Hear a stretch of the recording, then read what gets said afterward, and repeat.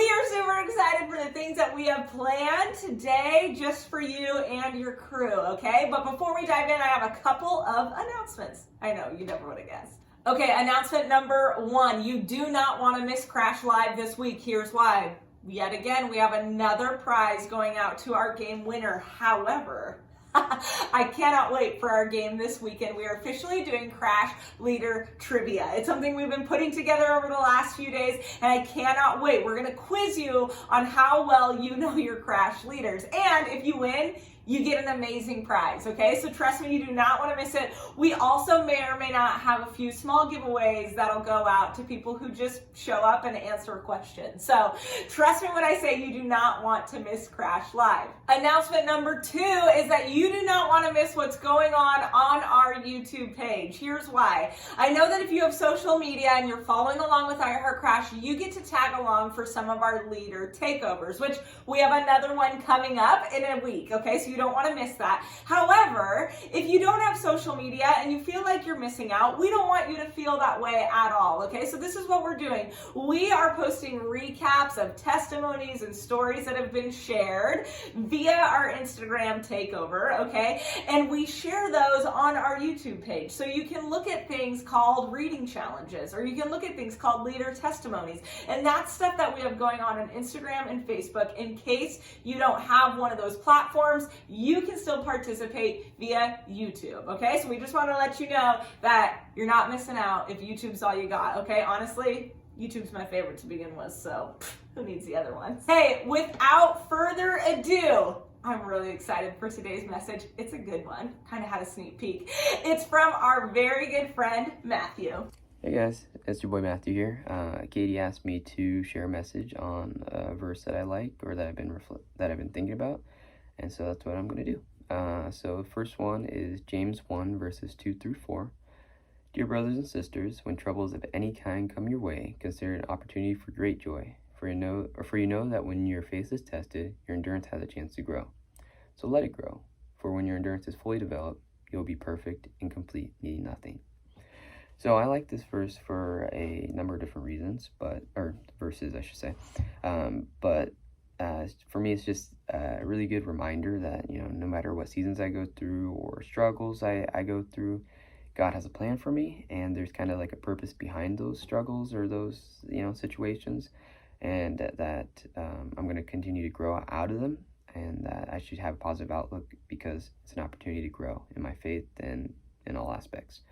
The other part that I like about this verse is that when it says like endurance, chance to grow, and the Bible also says that when it talks about endurance, it means that, your endurance produces character. And so this verse also talks about how it gives you a chance for your character to grow as well, which I think is really cool and important. I think for me, as I look back in my life, when I've grown the most, it's been when I've gotten outside my comfort zone. And I don't know about you guys, but comfort zone is a very tempting place to stay a lot of times because, it's nice, it's warm, it's comfortable, obviously. But I've also learned that that's where the enemy likes to keep us, is in our comfort zone.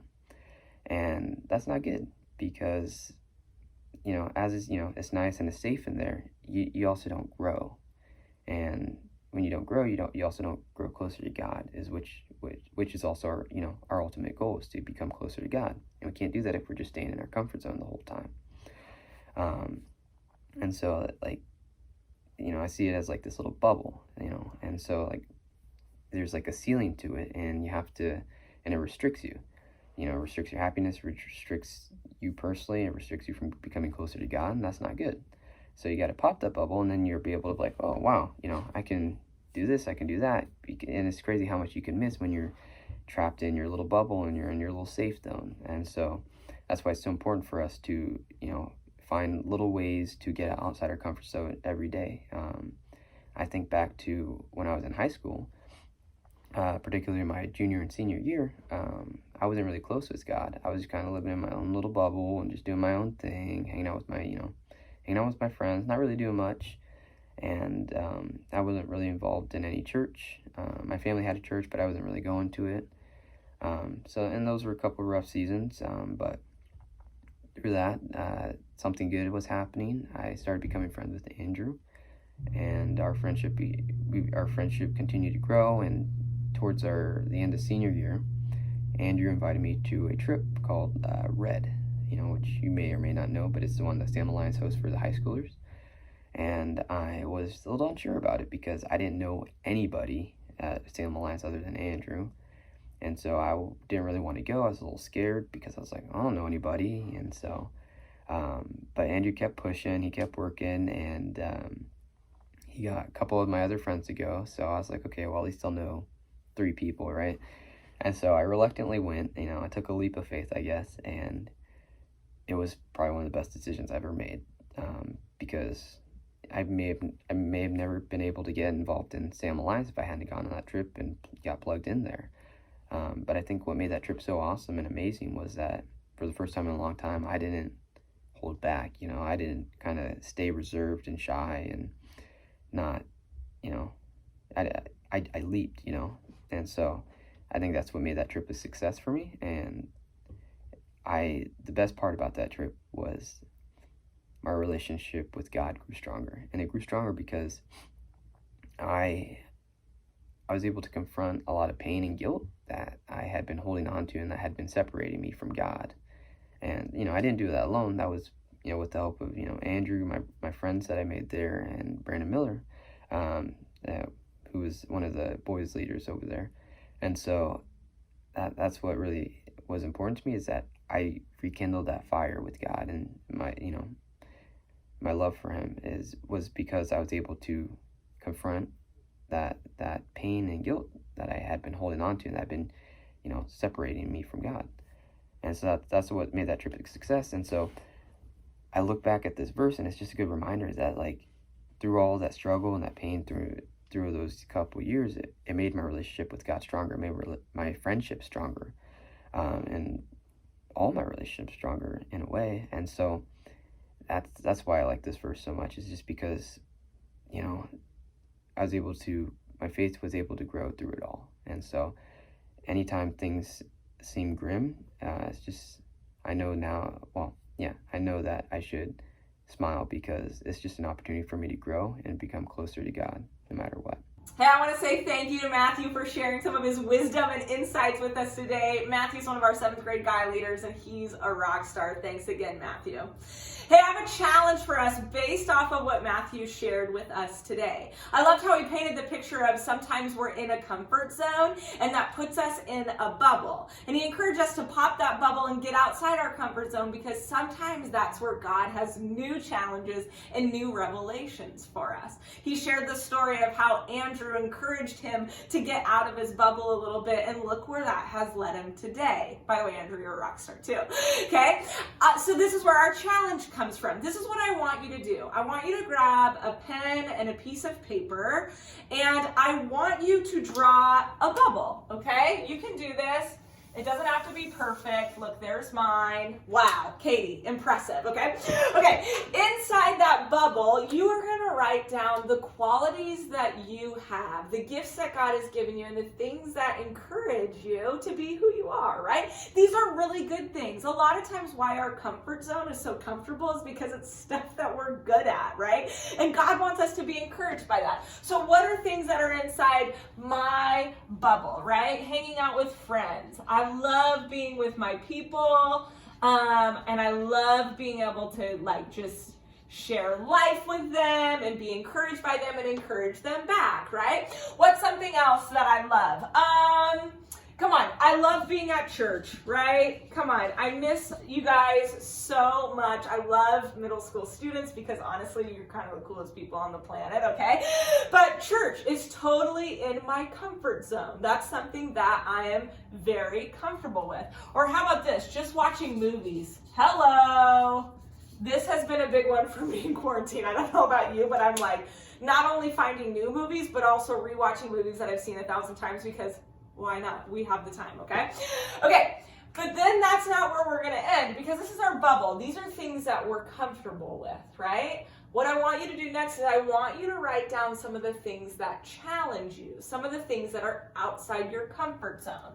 So for me, that might be sharing my story, right?